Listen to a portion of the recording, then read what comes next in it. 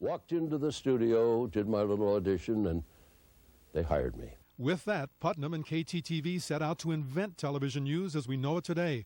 George recalled those early 15-minute newscasts when he visited the Fox 11 newsroom in 1996. We had one desk, we had a little file, and that was about it. We flew by the seat of our pants. With George anchoring, KTTV was the #1 station for news in Los Angeles, a position we would hold for 20 years. The fastest moving news hour in television. Here is George Putnam. Putnam's popularity was unmatched. This is George doing red carpet interviews in 1953. And now, ladies and gentlemen, Ronald Reagan and Nancy Davis. Nancy, you look simply lovely tonight. Well, thank you very much. This was an important moment for George. Well, it's a pleasure seeing you. And Ronald, it's nice to meet you after all these years. You're from Des Moines, and I'm from St. Paul, Minnesota. You were a sports announcer. That's right. We won't talk about what I've done. Nice to see you. Right. What George didn't mention was his job at an experimental television station in St. Paul in 1939. Over the years that followed, George made a few movies and a lot of friends in Hollywood, where KTTV studios were on Sunset Boulevard. Just before the station moved to West Los Angeles in 1996, George and I walked around the old lot.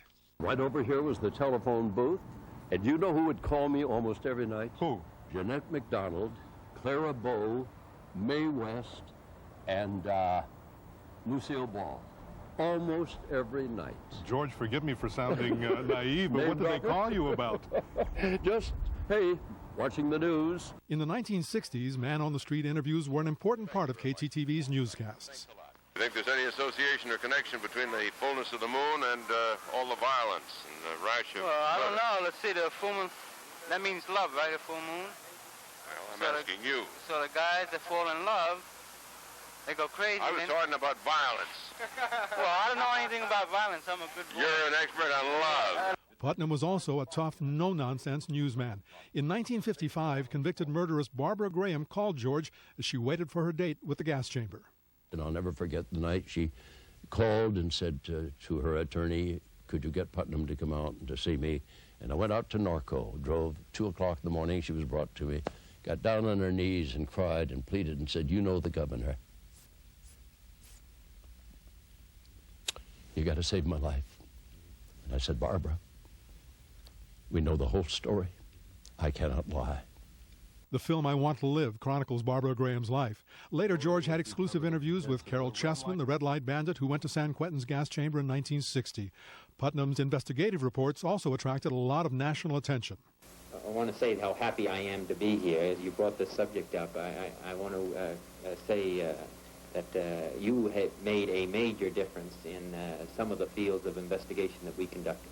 And it's why I came out here today, because we are, from the committee, are most grateful for the contributions that you made. George's work made him famous and rich. When he interviewed John Kennedy in 1961, the president's salary was $100,000. Putnam at the time was making $300,000 a year. KTTV Los Angeles has arrived here. Oh, indeed, Fox Television. Our cameras last visited George in 2004 in the studio at his ranch in Chino. He was back to his roots, doing radio as he had for so many years before coming to Los Angeles and to television. George did his last broadcast for the cable radio network on May 8th, 2 months before his 94th birthday. Now at the end of George's life, it seems fitting for him to sign off one last time. And that's the up-to-the-minute news. Up to the minute, that's all the news. Here's to a better, stronger America. And a safe, clean Los Angeles County. I'll see you tomorrow. See you then. In Los Angeles, Tony Valdez, Fox 11 News.